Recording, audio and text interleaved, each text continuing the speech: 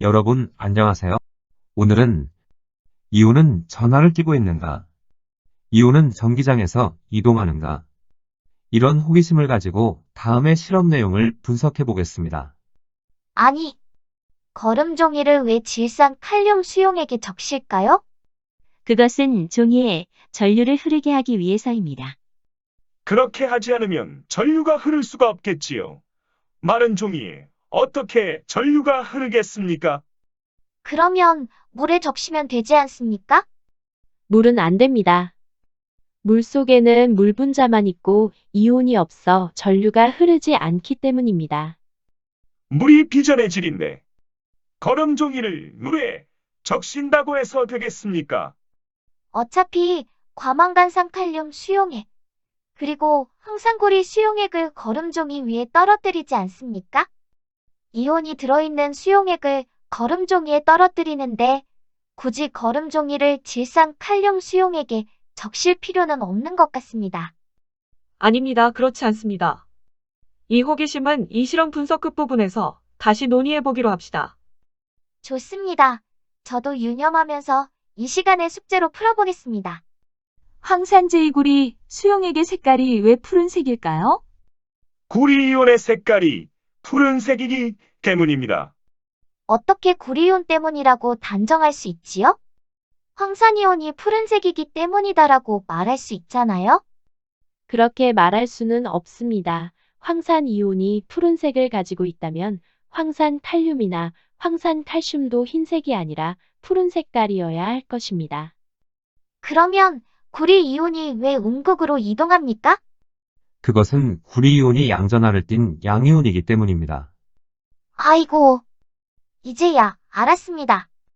푸른 색깔이 음극으로 이동하니까 푸른색을 띤 입자는 황산제이굴이 수용액 속에 양전하를 띤 입자이어야 하겠군요. 그러면 푸른색을 띤 입자는 구리이온이 맞네요.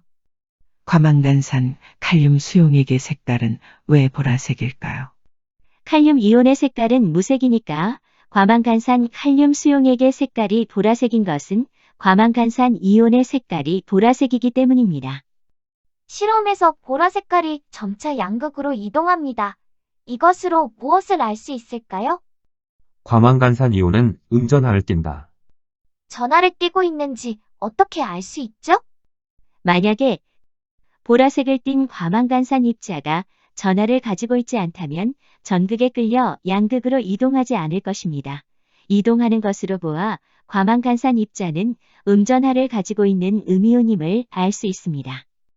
자, 이제 앞에서 숙제로 남겨둔 의문을 풀어봅시다. 황산제이구리와 과망간산 칼륨 수용액은 색깔을 가지고 있습니다. 질산 칼륨은 색깔이 없습니다.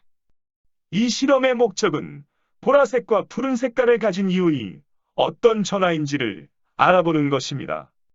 전류를 흐르게 하기 위해서 거름종이를 두 수용액에 적시면 거름종이 전체가 보라색과 푸른색으로 물들게 됩니다. 그러면 보라색 또는 푸른 색깔이 어느 쪽, 어느 극으로 이동하는지 쉽게 알 수 없을 것입니다. 아이고, 이제야 알았습니다. 거름 종이를 무색인 질산 칼륨 수용액에 적셔야만 푸른색의 구리 이온과 보라색의 과망간산 이온이 어느 극으로 이동하는지 쉽게 파악할 수 있겠네요. 아주 훌륭합니다. 마지막으로 이 실험에서 전해질을 찾아봅시다. 황산제이구리와 과망간산 칼륨, 그리고 질산 칼륨이 전해질입니다. 맞습니다. 이상으로 마치겠습니다. 여러분 수고 많이 했습니다.